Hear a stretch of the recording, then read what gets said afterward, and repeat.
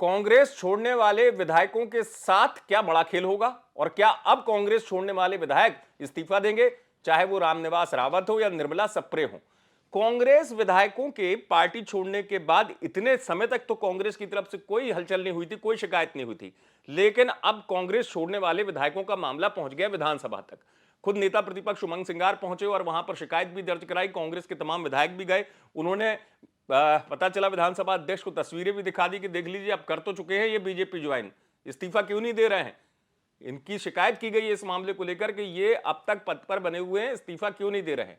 क्योंकि इससे पहले जो मैंने आपसे कहा कि सवाल यही उठ रहा था कि कांग्रेस भी चाह रही थी, क्या सवाल ये उठ रहा था कि ना दें इस्तीफा, क्योंकि बीजेपी में शामिल होने के बाद इन दोनों को लेकर ये भी अटकलें लगाई जा रही थी, चाहे रामनिवास रावत हो चाहे निर्मला सप्रे हो, कि ये मंत्री बनेंगे।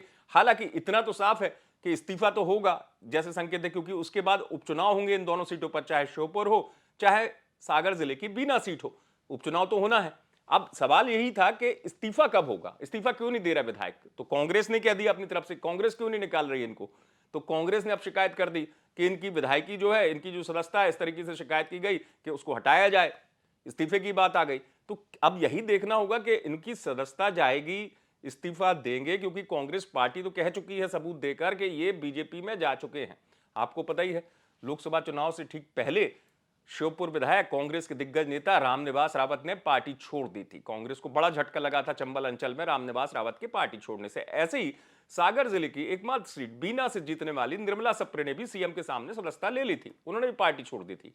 अब इनमें से बीच बीच में चर्चा होती है कि रामनिवास रावत को मंत्री बनाया जाएगा, बीजेपी में आने का उनको पुरस्कार मिलेगा। लेकिन सवाल यह है कि उपचुनाव होंगे, उससे पहले क्या होगा, क्योंकि उपचुनाव के हालात तो दिख रहे हैं कि चाहे वो श्योपुर हो या बीना, यहां आगे जाके उपचुनाव होंगे। लेकिन फिलहाल कांग्रेस ने बड़े अरसे बाद अपने पार्टी छोड़ने वाले विधायकों की शिकायत कर दी विधानसभा अध्यक्ष से और मांग भी कर दी है इनको लेकर, क्योंकि सवाल यही उठ रहा था कि कांग्रेस अपनी तरफ से निकाल नहीं रही है, विधायक इस्तीफा दे नहीं रहे हैं। क्योंकि अगर इस्तीफा देते तो इनका चुनाव भी अमरवाड़ा के साथ ही हो जाता जो चुनाव हो रहा है, क्योंकि वहां पे कमलेश शाह ने इस्तीफा दे दिया था। अब सवाल यही उठ रहा है कि इस्तीफा ना देने वाले विधायकों के साथ क्या खेल हो गया। अब कांग्रेस ने शिकायत की है, बीजेपी में जाने के सबूत दिए हैं और तस्वीरें भी दी है, और इनकी सदस्यता खत्म करने की बात भी कांग्रेस ने कर दी। अब देखना यह होगा कि क्या इन विधायकों को लेकर फैसला होता है। आप देखते रहे अभी तक।